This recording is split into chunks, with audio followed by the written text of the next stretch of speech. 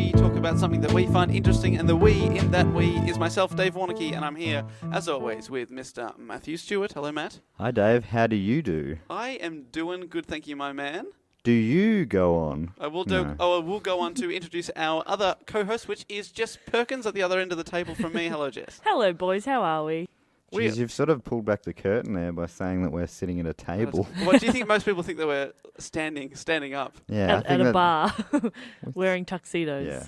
Oh, I'm wearing a tuxedo. I don't know about you guys. Yeah, you always overdress for podcast recordings. We're recording this on a Monday morning. Yeah. So the time where everyone is at a peak for the week. Everyone's spirits are at an all-time high. Absolutely. Mainly because we're not at an office 9-to-5 job. So there you go.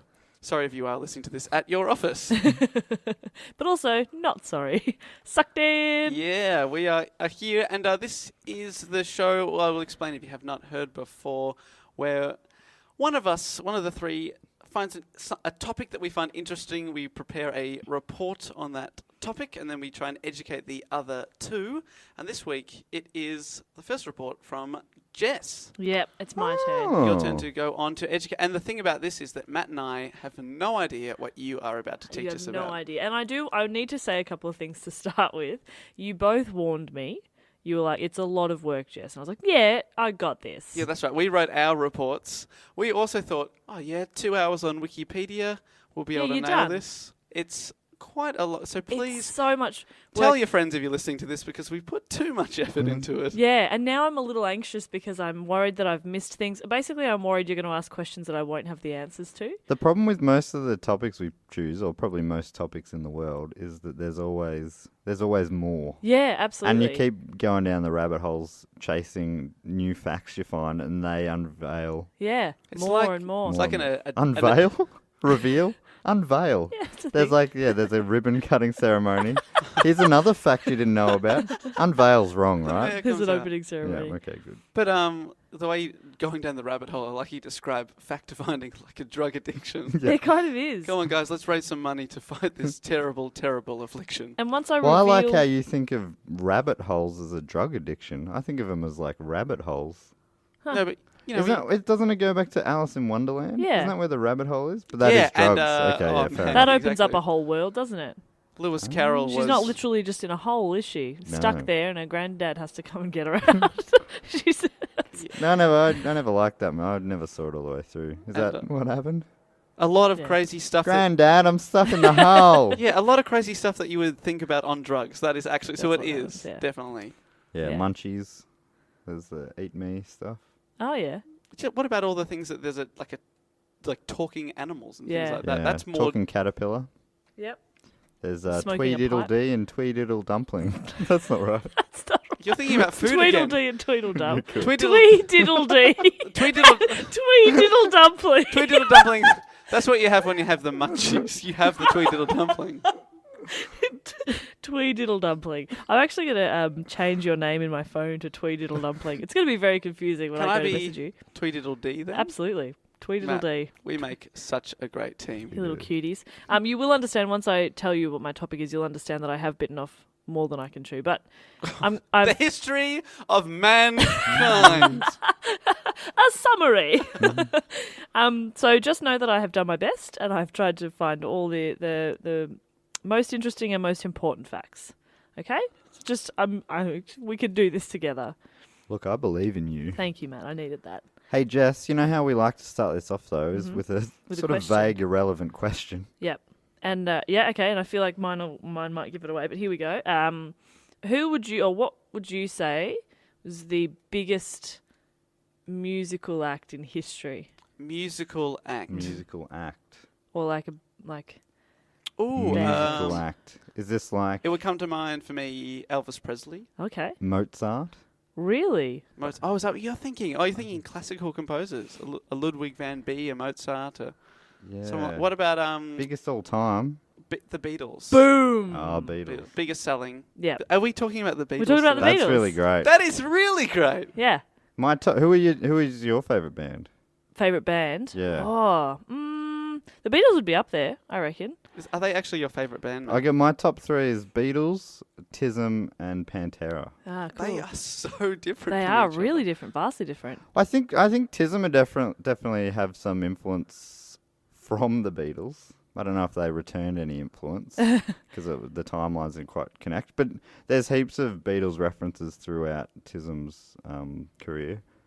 There was one tour they did where they were dressed up with big signs above their heads, and I think about half the band had John written above their heads, and then about a third, these sums aren't going to add up, but about a third had Paul, and then like a couple had George, and only one had Ringo or something like that. There's only one Ringo. They just Yeah, I think that was their point. Yeah. just for context, there, Tism is like a really, really crazy Australian band. For our international listeners. Yeah, just Check them out 'cause funny they are and very catchy and Yeah. just the best. I think this idea kind of came about because a few months ago, it might have even been around Comedy Festival time, I was going through a phase of asking people firstly what their middle names were, and then secondly, favourite Beatles song. And then it just got me back into, well, I've always listened to the Beatles, but it just made me really obsessed with them for a little while. And while I was researching, I was listening to them. They're so bloody good. They are so good. They're Who great. is your favourite Beatles song? McCartney. Oh, song? No. Song I or asked that- Beatle? I was meaning to ask song because you just brought that up, but I asked a different question. Try to save it by okay. it didn't. Who- Anyway, who's answer your both who- questions at once. Favourite Beatle is McCartney because he's a lefty. That's a good reason. Yeah, and I'm left-handed. Favourite song? It's hard though. You end up with a short list. You can't pick a fave. Yeah. Do you have a favourite? Yeah. What is it? Something. Oh, okay. And my cool. favourite Beatle is George Harrison. George Harrison. Yeah. Yeah. There you go. The Great. only number one written by him. Yeah. But with the Beatles, he had number one solo. No, sorry, I meant Beatles. Yeah. Beatles number Do you one. have a favourite song? I have a favourite Beatle. Yeah. Definitely Paul. Yeah. He wrote all the better songs. Wow, that's so rare. Normally, if you found 3 people, there'd be at least 2 John fans. Yeah. I reckon. Yeah, no, he's pretty good, but Paul, I think, wrote better songs, in Yeah. my opinion. Yeah. Yeah, right. I like Okay, it. that's interesting. I think my He also wrote worse songs. It's hard to.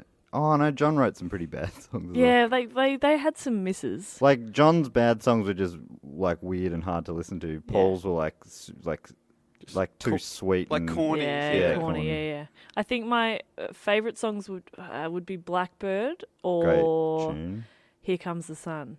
Which is another George. Yeah, true. That is a Georgie. And Blackbird's that's a Paul, or is that a? Ah, I yeah, think that's it a- is a that was a Paul. Paul, or I think, yeah. singing. Yeah, I think that is a Paul song. That's a really good song. I Yeah. love that song.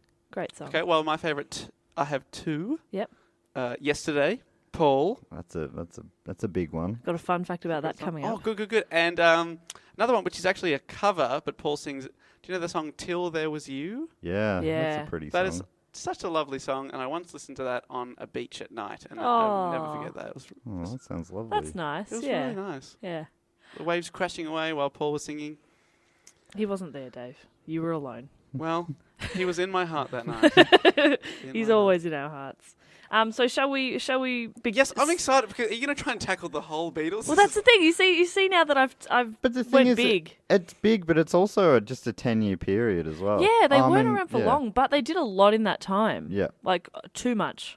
And I also just wanted to, because I didn't know a lot about how they started, and their story really runs like a movie about a boy band. Do you know what I mean? Like if you saw a movie about this band, it's exactly how you think it would happen. Like they start off really well, then they get some success, and then they have a falling out, and then they, it's just everything. They were a bunch of bloody larrikins too. Oh my So- goodness. Oh well, Jess, I'm going to tell you the magic words. The Beatles, please. Do go on. Okay, well, let's begin in March of 1957. A great year, a good time. Classic. Actually, that was the year my mum was born. Just realised. Anyway, hey mum. John Lennon, who was 16 at the time, formed a skiffle group with several of his friends from the Quarrybank School. Skiffle. It's great. It's the word Yeah. skiffle. It's very good. Great. So it's a genre of music that has influences from jazz, blues, folks, and roots music. It's that type of music that used to use like homemade or improvised instruments, like the washboard and I the was jugs. picturing and a stuff like that. washboard. Yeah. That's so good. That's it. Kazoos, guitars, banjo. Lagerphone.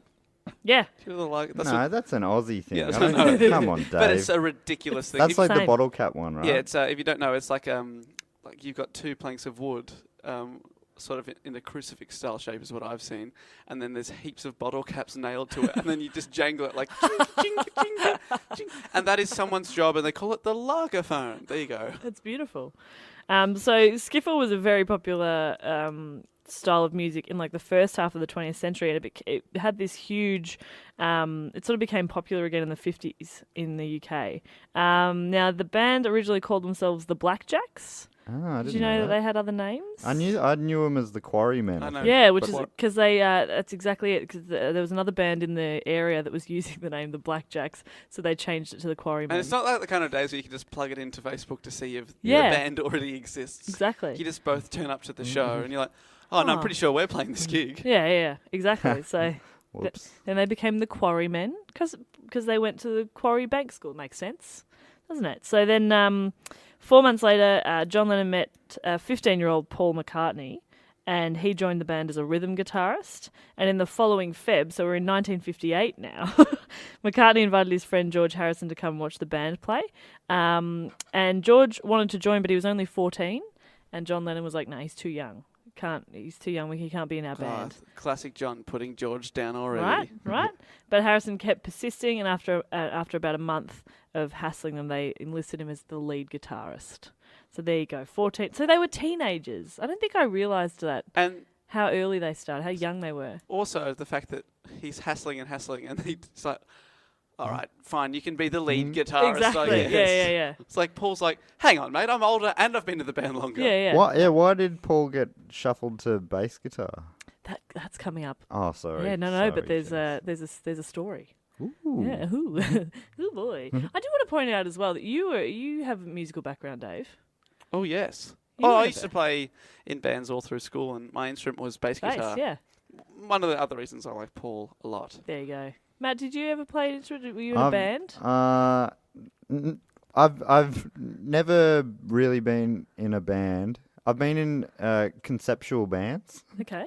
but never played together. Sorry, Sure. what does that mean when in your mind you had a dream that I was in a band? Well, yeah, we've talked. I used to be in a band that never played together called, and this was before. Sorry, what do you mean never played together? Well, we Did had you the jam? concept of the band, and we organised one jam session. Mm-hmm. And I'm a bass owner. I don't call myself a bass player, That's but I do very good. own a bass. I broke a string on that bass about 2 years ago. Still play it as a 3-string. Which string? The G string. Oh, comedy gold. It wasn't comedy. That's just the string that broke. Yeah. You Yeah, asked Yeah, but the of question. course it was going to be the G. Which- It's always the True. G. Which that is the breaks. highest string on a bass guitar? Yeah. So I just relearnt the couple of songs I know with 3 strings. Anyway, the band I formed with a guy I was working with at Safeway. It was called Tony Abbott and the Moral High Ground, and it was this That's was the this was worst what thing I've ever heard. and it was meant to be like, at the time it was kind of like it seemed like a kind of weird reference because he was just like I think he was health minister or something. He wasn't even that prominent. But now it's just like, that's a shit name for a band. But at Yeah. the time, it was like, majority of people didn't know who that was. Yeah, was Yeah. he the health Health minister in the opposition Howard. leader? No, he was in the Howard government. this He is was before- health minister. Yeah, so Wow. this goes a while back. I was pushing trolleys or something. That's great. And yeah, and then the guy that I was in that band with, he also had a band, and I was in his band as well, which we never played. Sure. Yeah, and they were called Kerry O'Brien and the Contentious Issues. Oh my God. It's mean. Well, there's a lot of names Wow. and the somethings. Yeah, no, it's so much fun to make band. It's so much fun. It is fun. Give it a go. No, but I was in a band when I was in high school. Ooh. And we were called Cause of Distraction. That's Cause- pretty good. Distraction. Cause of Distraction, yeah. Where's Cause that of from? distraction No and idea. the. Yeah, you're right. It needed an and Yeah. the, but that's already too long. So I'm just glad we can all relate to Oh, we're all such musical being prodigies. bands in That's high right. We can school. all compare ourselves to the Beatles. Yeah. I if- can if play we'd Happy stuck with Man it- on bass. I tried to learn. One of my favorite Beatles songs is "And Your Bird Can Sing," a Lennon song. Mm. I'm like, this is so cool, and it's got such a fun bass line. I'm going to learn the bass line. And then I tried to, and I couldn't get it in the first half an hour. Oh, yeah. I couldn't get Gave anywhere up. near it. And I was just like, Paul McCartney writes some really cool intricate bass lines, apparently. It just sounds like this bouncy, fun bass line, but it was... That's hard. Yeah. I played piano, and so I can play. I used to be able to play yesterday, so I could have serenaded you, Dave. But Oh, thank you. one of my challenges that I would always wanted to do would to be able to play Martha, My Dear. Like the opening to that is just ridiculous because your hands are just going spaz, basically. But then I stopped playing, and now I can't even play chopsticks. So Jess, what does your hands are going spaz mean? Because... I'm fine with it.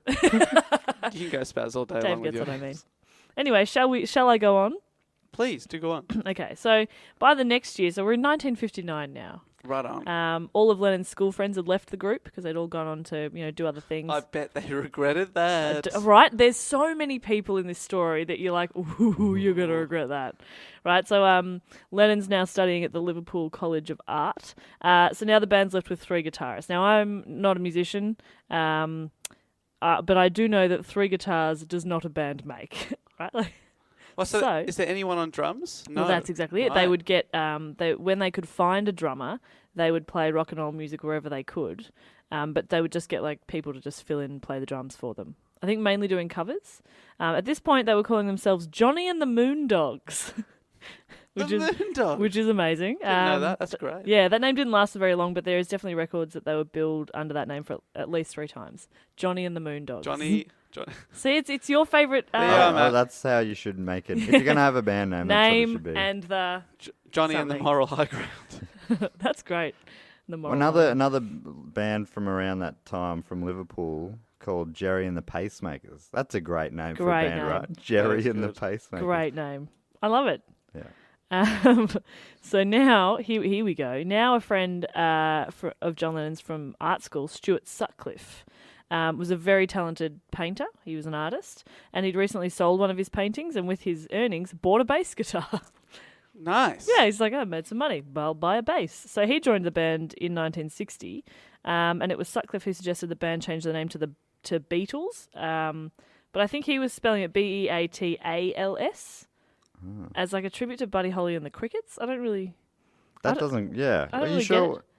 Sure it wasn't just like... He didn't spell it just like the Beatles? No, there was apparently... That's weird. Yeah, it Beatles. started with the word beat in it, but like Beatles, yeah. But then they changed it to the Silver Beatles, spelt double E. Right. I'm so glad they're not the Silver Beatles. Silver Beatles, right? And then it was Lennon who suggested changing the spelling to BEA to include the word beat. Apparently, I did read somewhere that he'd had a dream that like a man appeared on a floating pie or something like that. You know that story as well? Sounds like you agree because you've had that dream. Just sounds I'm like yeah, that sounds like something that would have happened. Yeah. Sounds like a I was gonna Beatles movie. sounds like classic John Lennon bullshit. Yeah, exactly. So who knows how... I had a dream where a man came to me on a pie. And I thought I'd call Put an it A in the name, Yeah, John. That's pretty much the one I read. Tony Abbott and the Pacemakers. I didn't put that in there. I said, who's Tony Abbott? And I woke up. And here we are. So yeah, they were going by the Silver Beatles and then eventually just the Beatles by August of 1960. So it was like So August 8 1960, that is when they are the Beatles. the Beatles. And at this stage, still no drummer. No drama. 3 guitarists and a bass player. Yeah, no drama. So there was this guy called Alan Williams. He became the band's unofficial manager. He owned a coffee shop that the boys were all regulars at. He liked them. He got them their residency in Hamburg, which is sort of where they took off. Had a big falling out with them when they refused to pay him. That was funny. Yeah. And a little fun fact, Brian Epstein became the band's manager later, and he contacted Alan Williams to make sure there was no remaining contractual ties. And Williams openly told him, he's like, don't touch them with a fucking barge pole, they'll let you down. Oh, don't let me down. And they did. So he's one of those people that walked away from the Beatles. Oh dear. Yeah, he even had a memoir called "The Man Who Gave Up the Beatles." No, sorry, "The Man Who Gave the Beatles Away." What is it like? There's one chapter and then of the actual story, and then 11 chapters of him going, well, my life would have been better at this point if I'd been with the Yeah, Beatles. exactly. Probably wouldn't have married that woman. Yeah. Probably wouldn't have had this crappy job. I always think about with those situations though, right? If he stayed their manager, we probably would never have heard of him, right? Brian Epstein was pretty good at his job. And like if all his schoolmates were still around and there was never a spot for George in the band, Yeah, exactly. so it's like they probably wouldn't have really been the Beatles. So it would It's a be big hard. call, It'd be yeah. hard to get over it, but at the same time, I think the one guy who could probably feel it is the drummer who got booted for Ringo. Yeah, Because fair. that, Absolutely. And that's coming up. Oh, coming up next Ooh. on Do Go bit On. of sizzle. Yeah, a bit of sizzle for you. So yeah, they were. Brings me back to Stuart Sutcliffe. So he was with the band during their residency in Hamburg. Which is in Germany, obviously. Yep, correct. So they were sort of back and forth between Germany and the UK for a couple of years, gigging there. They got up to all kinds of mischief. So by this time they had Pete Best on the drums. And keep in mind they were all in their late teens, early 20s. Like they're still really young. It's Yeah, is pretty crazy. George even old enough to drink yet? No. And there's a fun fact about that coming Oh up. my God. You guys are just, you know We what we're all- talking about. We all think alike. So there's a club owner in Hamburg called Bruno Koschmeider. I don't know. It's so rude of me to laugh at, but I probably said it wrong, but Bruno Koschmeider? Koschmeider. Now, so he was the one that was, he owned the venue where they were playing during their residencies in Hamburg. And he found out that they'd been performing at the rival Top 10 club, which was in breach of their contract. So he gave the band 1 month's termination notice and reported the underage Harrison. Now, Harrison had lied about his age to stay in order to stay in Hamburg. So he'd said he was 18, he was 17. So the authorities arranged for for him to be deported. Deported. He got deported in late November, and a week later, Koschmeider had McCartney and Pete Best arrested for arson. What did they burn? They set fire to a condom in a concrete corridor. Condom in a concrete corridor. That's fun. very difficult. 1, to set fire to anything in a concrete. 2, to set fire to a latex condom. I know. So he should have been impressed. How would you set... Matt, back me up here. The science of burning that. Burning rubber. That's a phrase in itself. That's how common it is. Yeah, it's Look, true. they're burning rubber. No, that's a different thing though. But that's all right. Wow, okay, well, I'm impressed. Yeah. But they got arrested. I think that's Arrested and that's deported as well. And then deported. Yeah. Dave, should we pause the podcast? I've got a condom right here. Let's see. Oh, wow, it's going up really quick. Whoa, a little too quick if you ask Oh me. boy. A lot of flames in the studio. Oh, that is a putrid smoke. Oh, God. It was a used condom. Whoa, we really should have checked. Really I'm so should have checked. sorry. No, you're not. So who's left if George has been deported, Then Paul's been deported, Yep. Pete Best is gone. So- Lennon and Sutcliffe are still there. just hanging out going, God. Right, so they all get deported. Lennon returns in early December. So this is only in November. He just comes back a couple of weeks later anyway. He goes back to the UK. Stuart Sutcliffe decides to stay in Hamburg through to late February because he's met a nice German girl and he's engaged. So he stays with his fiancée, Astrid. So yeah, as I said before, they spent 2 years gigging in Hamburg, sort of coming back and forth. This is kind of where they started to use stimulant drugs, to maintain energy for late night performances. Viagra, stimulant. that's Very right. good. Very good. Very good. Thanks for patting me on the head. That's so condescending. I'm so sorry. So, 1961, Sutcliffe decides to leave the band and go back to pursuing his art studies. Ooh. There's kind of that part of you that's like, dude. But I'm pretty sure he wasn't very... Was he any good? I think he wasn't very good on the bass, right? Yeah, there are sort of stories that And he wasn't that great. interested. But see, it's funny because I did read that there were some reports that people said he had no stage presence, like he was a bit shy about not being good, so he would sort of turn his back on the audience. But then other members of the band were like, no, he was great, very personable. So Right. I'm not really sure how good he was. So, but did he come back or did he stay in Germany and just go, I'm out? Just send him a letter or something? He stayed in Germany. So I think they must have all met up and he's left them because he gave Paul McCartney his bass. And that's how Paul McCartney became the bass player. Right. So he sort of said, here, you can use my bass while you save up to get your own. But McCartney's a lefty. So, Yeah. but Sutcliffe said to him, you're allowed to use it, but you're not allowed to restring it. Like you can't swap it over, can't be left-handed. So a lefty playing a right-handed bass. Right. So, Yeah. and did he just play it upside down? I'm not sure. Or he might have just played it right-handed. I don't know if he flipped it over and played left upside Yeah. down or if he just... Jeez, Played either right. way, it's a good effort. Yeah, it's Yeah. really difficult. It is hard. Like I played guitar left-handed as a teenager, and I'm teaching myself the ukulele now, and I'm doing it right-handed, and my hands just don't work. I'm like, this is Yes, weird. Completely wrong. Yeah. So that story's kind of almost well known that Paul McCartney took over once Stuart Sutcliffe left. But what's less reported is Chas Newby. Chas Newby. Ever heard of that name? No, but I love it. Yeah. Right. So That rivals Bruno. Whatever that German guy was called. Koschmider? Koschmider. Chas Pete Newby. Best is a pretty good name Pete as well. Best is a great Yeah, he's like tough. stage Great rock name. name. Yeah. Right. So Chas was a friend of the original Beatles drummer Pete Best, and he played a couple of gigs with the Beatles, playing bass in 1960. And John Lennon even asked him to return with them to Hamburg for their second trip, but Newby chose to return to university and later became a maths teacher. Oh. Could have been one of the Beatles.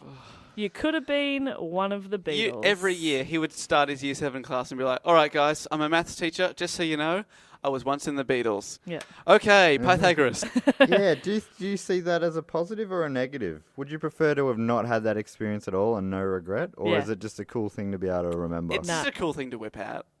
Like, to say, hey. But if I you fully chose- don't believe that you would have helped them, maybe? It would be all right. Maybe. But if you're like, oh man, I could have been in there and I would have written some hits as well. Would you have been happy riding their coattails? Yeah, that's but it. I mean, I feel like it's like a decent footballer and a great team. You know, you lift, and you lift to their standard or something. Maybe he could have written great songs. I reckon there's so many great songs that we've never heard. And if those songs were written by a Beatles member, they'd be seen as classics, right? Yeah, absolutely. Just because, partially because they were all very talented musicians, but also just because they had like direct access into people's minds, right? Like if you're open to a song being great the first time you hear it, you're much more likely to give it a chance than someone going, "Here's a demo that I just made in my backyard." Still, Matt, that sounds like a really bitter man saying something like that. Yeah, I could have done it. I would have... The White Album, I just would have made it blue. Look, Blue Album. you would, totally. It would be hard. You know what? Everyone would be like, "All right, mate, good on you." But I reckon there'd be part of you who would really believe that you could have been a part of it. Maybe, I don't know. I don't know. That's why it's Look, hard. I'm seesawing here. But like all he did was make the right decision for himself at the time. That's right. So You know? Chaz has moved on. He's doing his maths thing. Good on you, and then Chaz. is that when Paul's like, all right, I'll do some bass. Yeah. So that's so. When, I've never heard about that guy, so that's Yeah, cool. that was a bit earlier. So that was sort of before Sutcliffe left. You know when people always say, he was the 5th Beatle. That guy was like the 19th Yeah, Beatle. pretty much. So yeah, now Paul's rocking, slapping the bass. It's a very weird reference. Anyway, so they're going back and forth between the UK and Germany, and in April of '62 they get back to Germany, and they're greeted at the airport by Stuart Sutcliffe's fiancée Astrid, telling them that he died of an aneurysm. Ooh. He was 21. 21. 21. And it's a freak medical thing that... He'd been having headaches, quite bad headaches. By the sounds of the reports or like the symptoms, it sounds like migraines. He was having pretty serious migraines and then collapsed, and I don't think they could revive him. And it turned out it was an aneurysm. Oh my God. And then... 21. Just love the idea that she didn't want to ring them. She decided just to appear at the airport. Yeah. Track their... Maybe Stuart offered them a lift and that he died the night before. She said, well, an airport lift is very difficult to get. Yeah. I'm still going to come through and pick them up. Yeah, I mean, It's I'd be also there probably hard to just call people back then, right? Especially if they're on the move. international. Yeah, It's not true. that Does long she know ago. where they are? Like, does she know their number? I think it had happened about a week before. So, Well, yeah, I know it's a weird one. Bit of a courtesy call, Astrid. Come on. Because I was going to Dave, say, look, like, I'm on Astrid's side. Yeah, I know. For some reason, I'm sticking up for Astrid. yeah, whatever, Astrid. But so yeah, I was gonna before I learnt that he died. I was gonna be like, he left the Beatles to pursue painting. Like, what an idiot! But he was a very talented artist apparently, and unfortunately died at 21. So he never got to see how successful they got, and therefore feel the jealousy that we think the others. Yeah, may have that's done. right. You know, He dodged the jealousy he bullet. died on top. Like, he was great. He was in the peak. Okay, so now we're in 1962. Right, a great year. The band gets a producer, George Martin. Now, Martin's first The recorded... fifth Beatle. The fifth Beatle. The eighth Beatle. Not to be confused with the Game of Thrones guy. Oh. That's George R. Martin. Yeah, this Is that is why just he's George got Martin. the arms? He must have the arse. Maybe. Was there a George R. Martin? Yeah, there was just one R. Oh my God. It's too complicated. So Martin's first recording session with the Beatles took place at EMI's Abbey Road Studios, the very famous Abbey Road Studios in London. I have heard of it. Yeah, We just cut a hit record. That's very good. Not very No, the accents are God. great. Keep them Yes. coming. Guest starring Ringo in this episode. Yeah, well, here he comes because this is in June of 1962. Now, Martin immediately complains to Brian Epstein. Epstein? I keep going to say Yeah, that's Epstein or Epstein. Epstein's what I know it Okay, as. Epstein it is then. So he complains to Epstein about Pete Best. He's like, this guy Despite his name, he is is definitely not the on best. top. He is a crap drummer. I reckon we get a session drummer in for this record, right? Now, they were already apparently thinking about getting rid of Pete Best, so the Beatles replaced him in mid-August with Ringo Starr, whose real name is Richard Starkey, but you probably knew that, who he left the band Rory Storm and the Hurricanes to join them. There it is again! That's so good. Wow. And then It was a great time for the something and the somethings. Rory Storm and the Hurricanes. And was it Ringo a name that he was already known as, or did he decide to have a cool name when they were rock starring? It was a nickname that started, apparently they called him Rings to start with because he would wear a lot of rings. And then that became Ringo a little bit later. But apparently, I can't remember what song it was. I did read, you can hear, I think, John yell out, "Are you ready, Richard?" at the start of a song. So they might have called him Richard. Aha, right on, right on. Yeah, but Ringo was sort of a name that came later. God, I'm so glad I'm remembering these facts. That's great. That's a great fact. I had no idea that's why they called him Ringo. So Ringo's in. Pete Best is out. Yeah, Pete How Best's often are gone. nicknames way more disappointing when you find the backstory? Yeah, that was a Absolutely. pretty disappointing name. Oh, he had He wore rings. rings. Yeah, God. it's dumb. So, September 11 of that year. No, it's many, many years before that September 11. God. They They were in the Twin Towers, they were. Oh my god. cutting a hit record. Oh, it's getting worse. They cut two originals, "Love Me Do" and "P.S. I Love You," which became their first UK top 20 hit in October. Which P.S. I Love You was the B-side B-side, right. to "Love Me Do." And every song on that album had love in the title. That's not true, but it sounded like I'm it. only sticking to true facts. All right, okay. great. Sorry, Matt, come on. Love Me Do, P.S. I Love You, Lovey Love Love. there was one of the... Twiddly deed, dumpling. Tism had this album, it was probably their biggest album, called Machiavelli and the Four Seasons, and that was like this fake band that they put it out and it looked like that was the band who was releasing the album. On the back, every song title was... It must have been taking the piss out of the Beatles a bit, but it was like, I love you, you I love. Loving you is the thing I do. And just all that sort of, everything was some variation of I love you. That's great. Where am I? Okay, so so that song goes to for their first top 20. In early '63, "Please Please Me" went to number 2, and they recorded an album of the same name in one 10-hour session on the 11th of Feb in '63. 10 hours, smashed out an album. That is unbelievable. Isn't it? That's ridiculous. So there's a little fun fact. By mid-year of '63, the Beatles were given billing over Roy Orbison on a national tour. And that's Over Roy. and that's where that hysterical outbreak of Beatlemania had begun. Like, following their first tour of Europe in October, they moved to London, and they were constantly mobbed by screaming fans. They even required police protection almost any time they were seen in public. Isn't that ridiculous? What year is this? That's '63. So the first album's just dropped. Yeah. So And this people- is totally just boy band mania Totally, as well. absolutely, yeah. And later in that year, "She Loves You" became the biggest selling single in British history.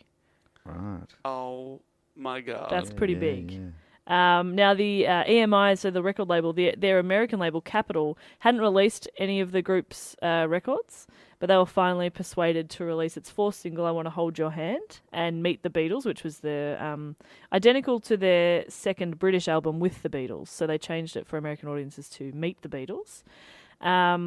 So yeah, they convinced Capitol to invest $50,000 in promotion for this then completely unknown British act. But surely that's just you seeing how crazy they're going in London. You'd be Yeah. like, well, we could probably do well over here. I Yeah. think at that point, English bands, British bands hadn't done well No, they ever hadn't, and yeah. never translated across. So And that the Beatles would really be... started that. Yeah, as we'll find out. As we'll find out, the British invasion's coming. Yeah, absolutely. So the album and the single became the Beatles' first US chart toppers. So it did go to number 1. Yep. Nice. 70 million people watched them on the Ed Sullivan Show, which was approximately 34% of the American That's population. ridiculous. Wow, 1 in 3 people saw them on TV. 70 million. It's probably people. one channel, but anyway, still impressive. They didn't have the on demand and all the free to air channels that we have now. They didn't Yeah, have actually, Foxtel. the more you talk about it, the less impressed I am. Yeah, Okay, well, 34% of the population's pretty good still that is for this unknown band. You know.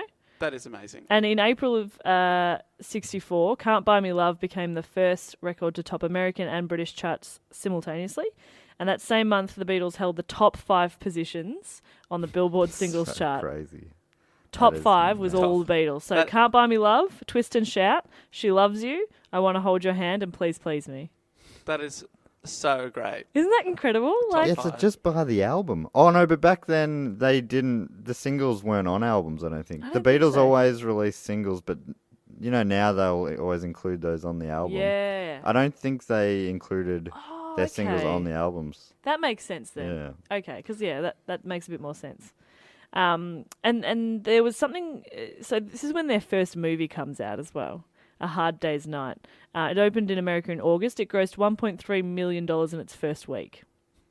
That's ridiculous. Yeah, that's a lot of money. For in the back then, 1960s. especially, yeah. And yeah. they were pretty crap movies as well. They weren't good, but there was something I didn't write it down, but it was basically they had like a 3-film contract to coincide with soundtracks that would go out. So it was like an album and a movie would come out all at the same time, and that's they were very aggressively merchandised. There was like the Beatles wigs, Beatles Oh my clothes, God. dolls, lunchboxes, a cartoon series, which I'd love to find.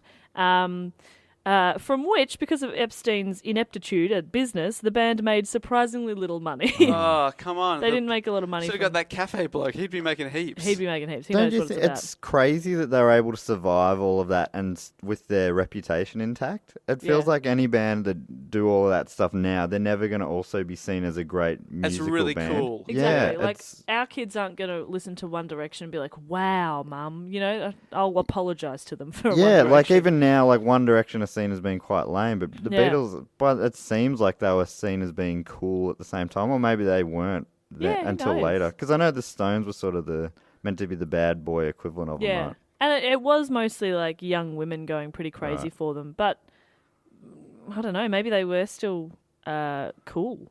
I don't know, we weren't there. We'll never know. So that's sort of how the Beatles opened the American market to British invasion groups like the Dave Clark Five, the Rolling Stones, and the Kinks. That's sort of how a lot of British acts ended up cracking into the American scene, which is And Gerry and the Pacemakers. Gerry and the Pacemakers. Okay, so by 1965, Lennon and McCartney rarely wrote songs together, although by contractual and personal agreement, songs by either of them were credited to both. Did you know that? Yeah. That's kind of Says. crazy. And then, since John Lennon's died, McCartney has tried several times to make it the ones that he wrote as listed as McCartney/Lennon. Yeah, And Ah, Yoko said no. yeah. Yoko won't have a bar. that's interesting. Yeah, it is, isn't it? Because I think there was occasionally like they'd touch them up a little bit, each other's songs, but Yeah. for the most part, like they wrote them, and sometimes even recorded Beatles songs with one of them wasn't even there. Yeah, and yeah. it's a There bit started sad. to be quite a bit of animosity. They weren't too pleased with each other after a while. Oh, please me. No. Oh, very good. So it's 1965. They toured Europe, North America, the Far East, and Australia. So what's the Far East? I've no idea. It just says the Far East. The Orient. Oh, The konnichiwa, Far sir. East. Oh my goodness, And the that's- Far East. It that's- says that on the tour, visiting the Far East, and Yeah. then people in Asia are like, "Is that us? Is that us? Are we from east from what? Oh wait, yeah, east from here is them. Yeah. That's weird. Go far enough east, you'll get somewhere. Yeah, And that's when their second movie, Help, came out as well. that's the only one I've seen. Yeah. What can you describe? I haven't seen any of their movies. What's it like? It's a comedy. It's actually pretty. It's really funny. Yeah. Ah. It is They funny. are. They're quite funny. And it was filmed in England, Austria, and the Bahamas. Yeah. You know, as Yeah, you and do. they do the soundtrack. So the album Help is like sort of the soundtrack Yeah, to it, exactly. including the best song ever, Yesterday. Okay. Well, Yesterday's off Help. There Yeah. you go. There you go. Now in June, this is still 1965. In June, the Queen of England. Ever heard of her? The Queen? Yes. Queen of England rings a bell. Yeah, Ringo's a bell. I Oh, love that. no. Oh, man. Oh, dear. I love that it is still 50 years later the same Queen that we are referring to. Which And that's is pretty cool, right? So cool, yeah. She's a boss. She announced that the Beatles would be awarded the MBE, so the Member of the Order of the British Empire. Now, that announcement sparked some controversy. Some former MBE holders returned their medals Oh, my God. in That's protest. so dumb. Really? Because, well, they were like war veterans and, Right. had done a lot for Oh, their... so they were the first of the celebrity MBEs. Yeah, it looks like it. Because, yeah, everyone's a knight now. Elton John's a knight. Yeah. Rowan Atkinson. Yeah, I think, and it's always for charity work or something. Exactly, yeah. But Yeah, but it's like, Roger Moore for his charity work. And theirs was for like service to the music industry. Oh, well, that's and Lennon that's even sort of genuine. made a joke like, well, we deserve it more. You know what Lennon's like. Yeah. Oh, He yeah, changed yeah. his mind about it a lot. So he's about what my age at this stage, about 25, and he's Yeah. got an MBE. God Yeah. damn it. What have we done? I don't- Nothing. Fun fact though, he Actually, to be honest, if I got an MBE right now, a lot of people would be returning theirs in protest. Yeah. Who is that guy? Who's this guy? Lennon Services actually to facty fact. he returned his medal in 1969 as an anti-war gesture, which is an interesting one. It's a kind of a funny story actually. He was never all that happy or proud of the medal. So 4 years after accepting it, he got his chauffeur Les Anthony to go to his Aunt Mimi's house where the medal was, pick it up, take it to the Buckingham Palace. Just pop over to Buckingham Palace and return it with this letter enclosed. He said, "Your Majesty, I am returning this MBE in protest against Britain's involvement in the Nigeria-Biafra thing, against our support." Sorry, did he actually write thing? Against our No, support, but- it gets better. Against our support of America and Vietnam, and against Cold Turkey slipping down the charts. Cold Turkey was his latest record. Oh, God. With love, John Lennon. And that is why he is not in my top 3 favourite Beatles.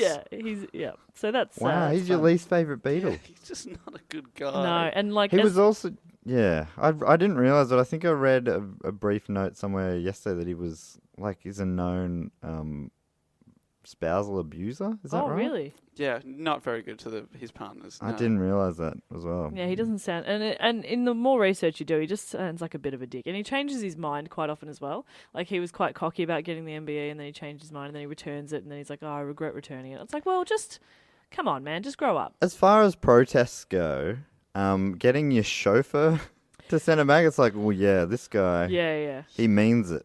He And it's really just a means it. gesture because you can't actually take, you can't. You can reject the medal, but the honour itself can't be returned. He's still an MBE. Ah. So it's just a gesture of giving back a think little piece of metal. The only way you can get that is if you do something terrible like Rolf Harris and you get it taken away from you. You can't I don't think you get can, rid of it. You Yeah. can give it back. So, Yep. old mate Johnny. Yeah. So this is kind of where their music style starts to change a little bit with the 1965 Rubber Soul. And they start to experiment a little more with exotic instruments like in Norwegian wood that has a sitar. I don't know why I Why'd you said it say like that, but I did. Why So did you say it like that sitar, the classic Sitar. Norwegian instrument. Yeah, that is.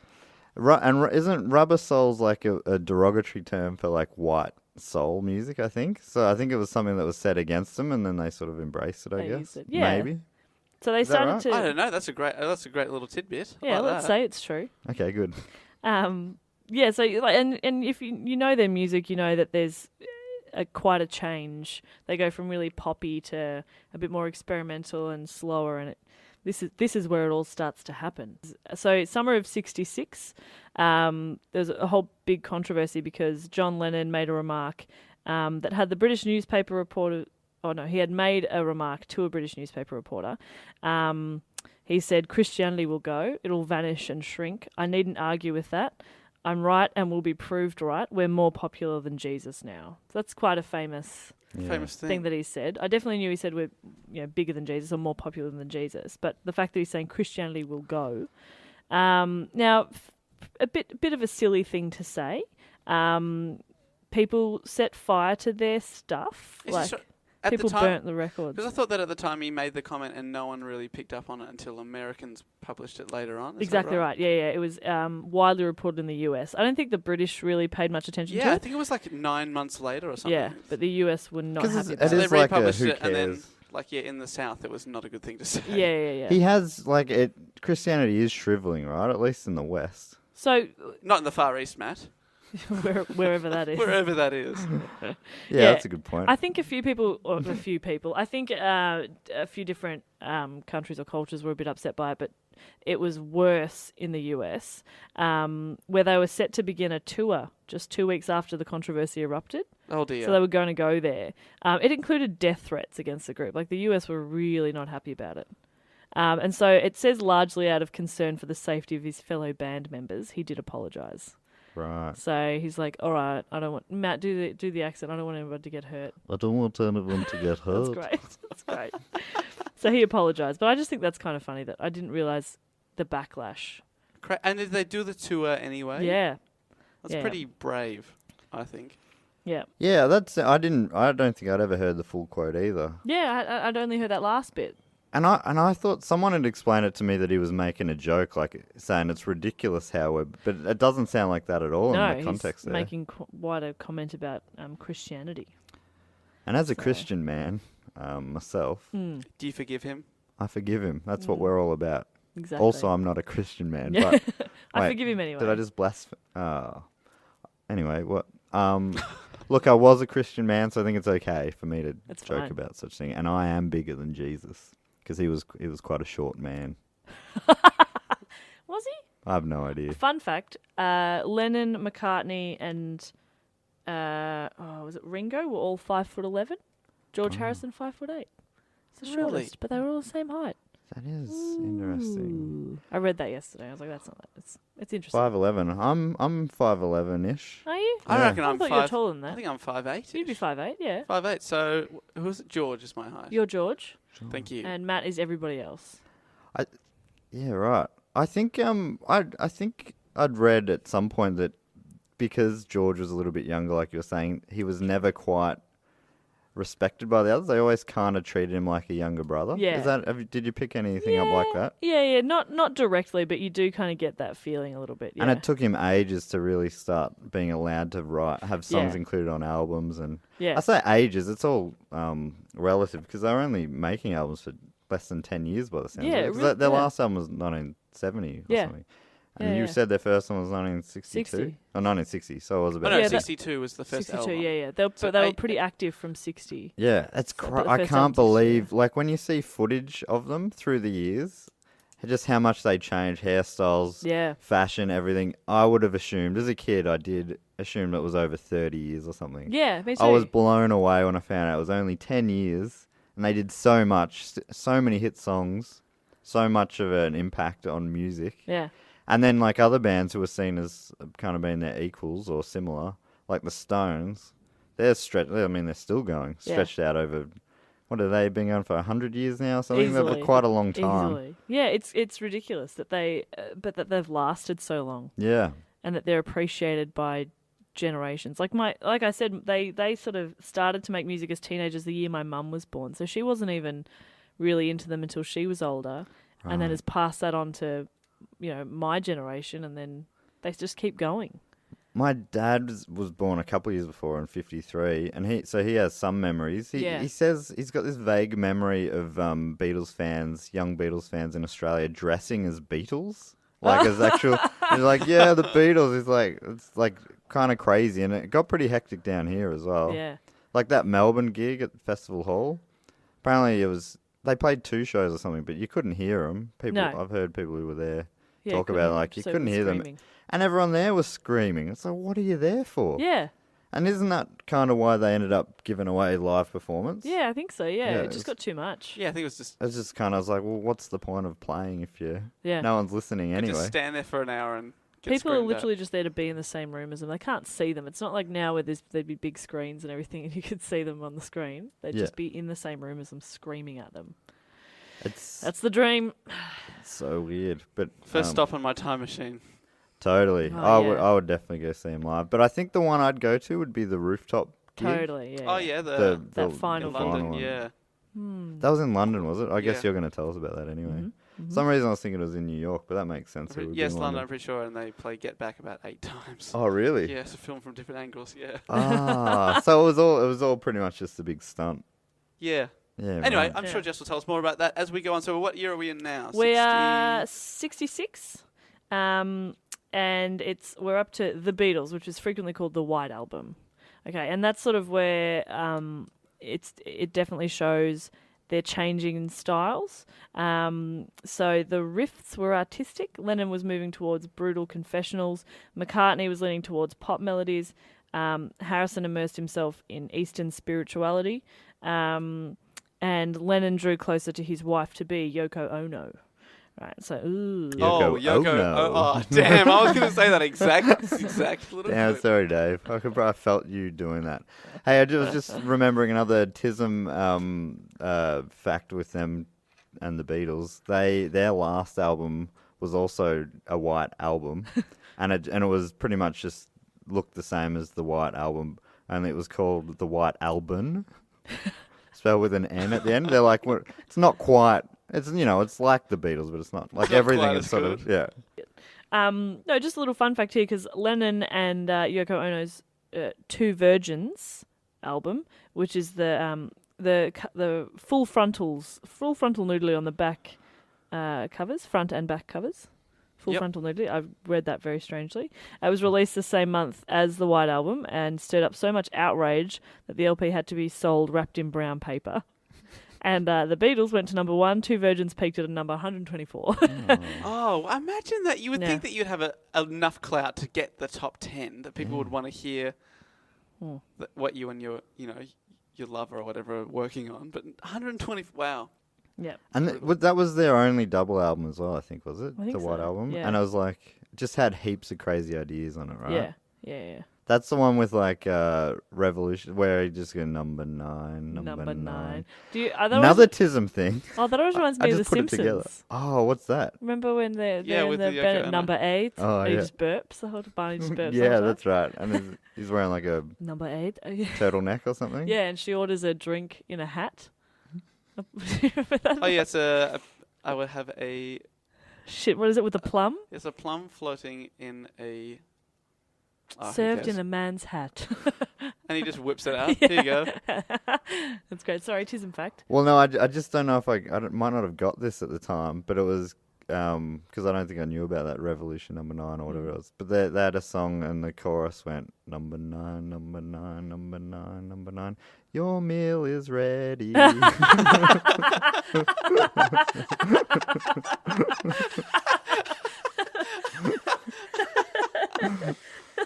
Oh, that's great. So great.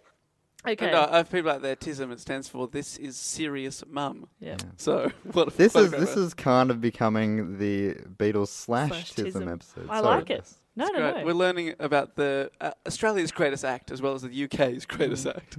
Yeah, exactly. So now we're up to 68. A great year. This is where... Have you said that about every year? Yeah, I have. They're all great. They're just getting better. Yeah, great. I wasn't alive for them, but I assume they were great.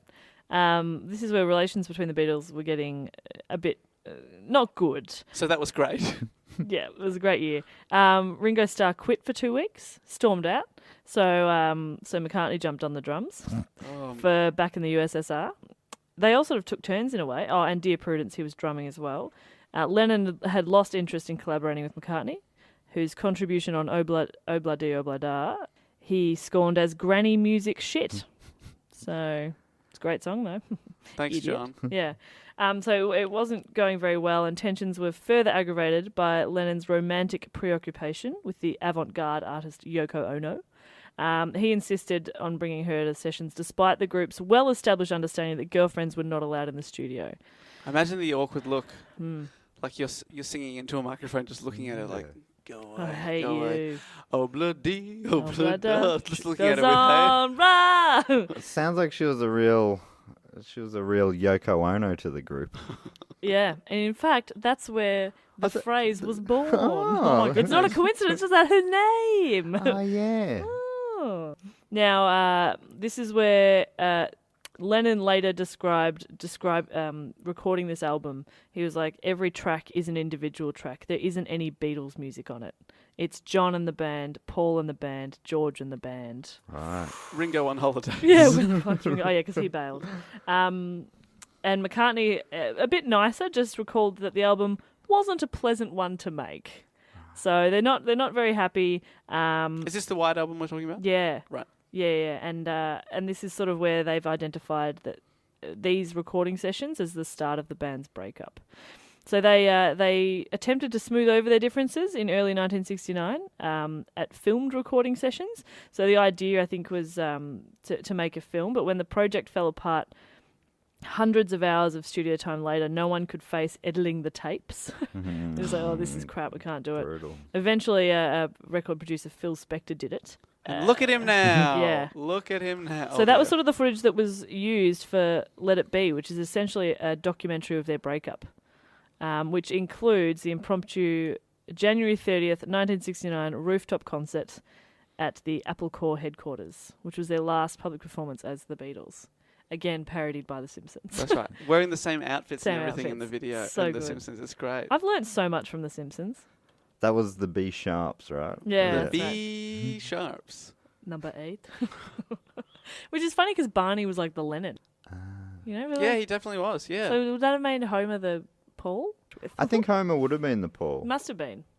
Because he was he was writing tunes on the piano. yeah, and writing stuff. songs. Yeah, you're right. And then who else was in the band? Apu Apu. and Well, Chief Wiggum was replaced by Barney, and Principal Skinner was the fourth Principal member. Skinner. That's it. So I reckon Principal Skinner was the Ringo or the George. Anyway, Only they were a barbershop quartet for some reason. yeah. That's so funny. They were great. Hello, my baby. Hello, my darling. Anyway, so they were trying to sort of smooth things over. It didn't go very well. They split up. They've gone their separate ways. Bye-bye Beatles. And then for years, So what year was this? 70. 1970. So they've released 2 more albums, right? Abbey Yeah. Road and then Let It Be is the last. Yeah.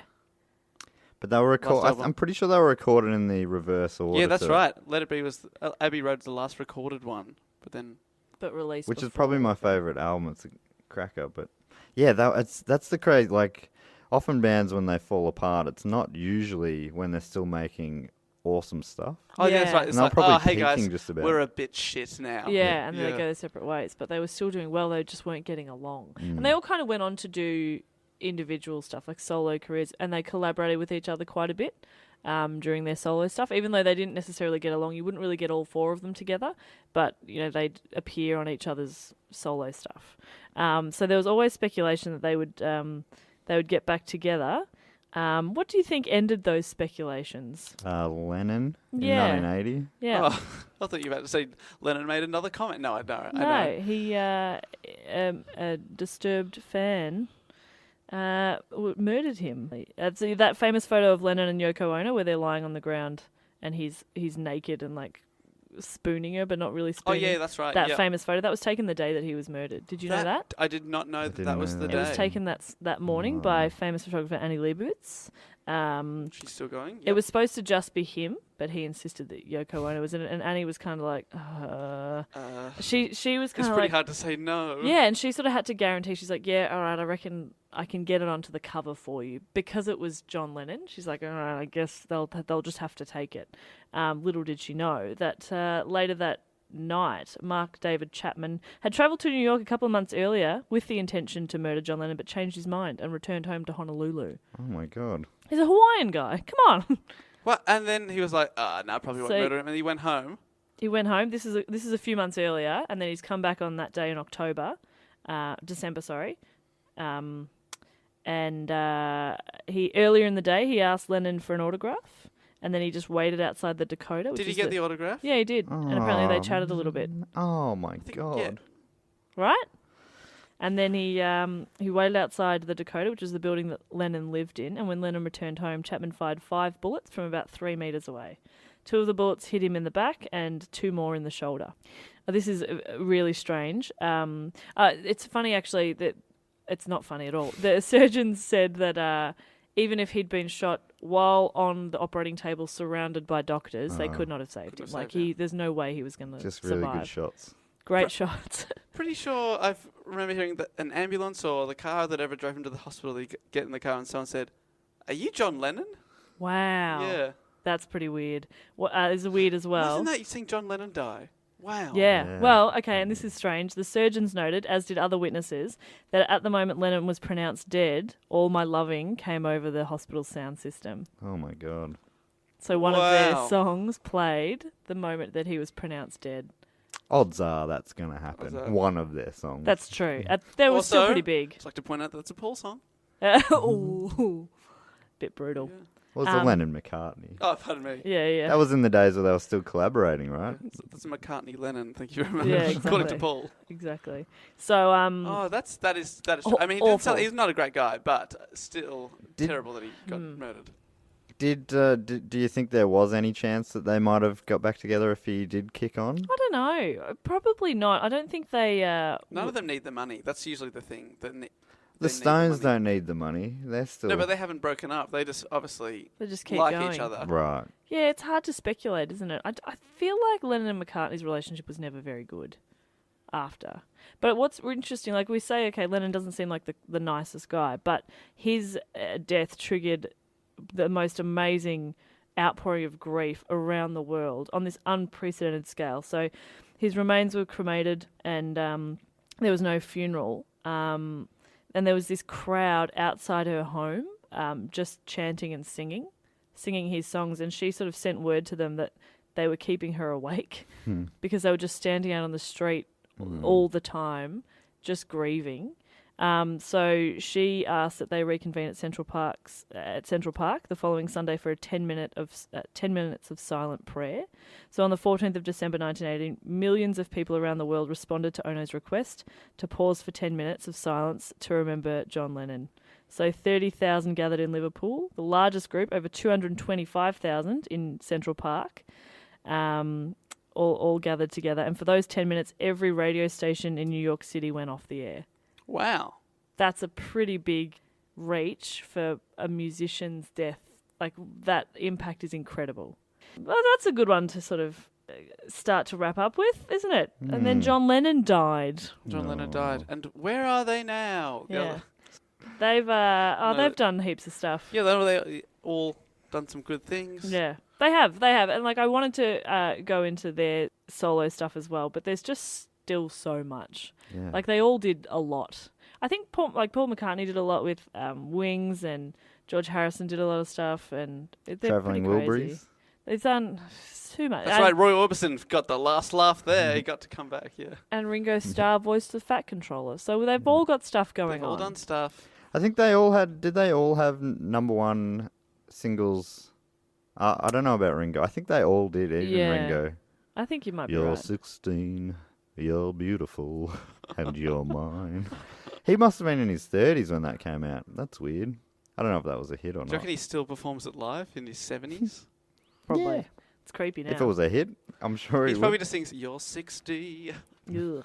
Yeah. Oh man, there's so, like, how much, like you said, there's just too much. There's to go too much. into. Yeah, that's it. It was getting too ridiculous. So I just found a few little details. I've got some fun facts, and I've got a list of all the awards that they've won. Oh, perfect. So we'll finish on a high just to wrap up how huge they are. So they released 27 studio albums, Really? 55 singles.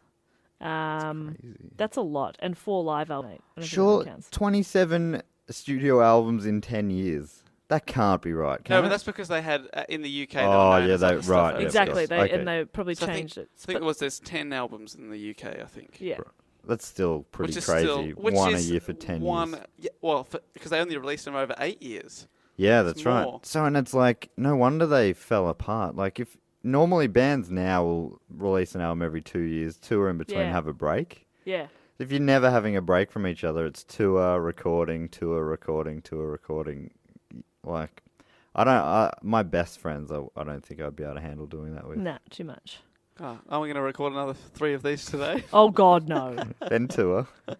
Okay, here's just a few little fun facts. Or do I do awards or fun facts first? Do awards. I want to finish with fun facts. Yeah, Okay, fun facts. but I don't know how fun they are. But They're okay, totally let's have a building go. this up to be super fun. I know. I don't know how fun they're going to be. Super fun Awards. facts. The film Let It Be, so the 1970 film, won the 1971 Academy Award for Best Original Song Score. Oh, I didn't know that. The Beatles have been awarded 6 diamond albums, as well as 24 multi-platinum albums, 39 platinum albums, 45 gold albums in the United States. They're also the recipients of 7 Grammy Awards. In the UK, the Beatles have 4 multi-platinum awards, 4 platinum, 8 gold, and 1 silver. They were inducted into the Rock and Roll Hall of Fame in 1988. They are the best-selling band in history. They've sold between 600 million and over 1 billion units worldwide. In 2004, Rolling Stone ranked the Beatles as the best artist of all time. They ranked number 1 on Billboard magazine's list of the all-time most successful Hot 100 artists. And as of 2014, they hold the record for most number 1 hits on the Billboard Hot 100 with 20.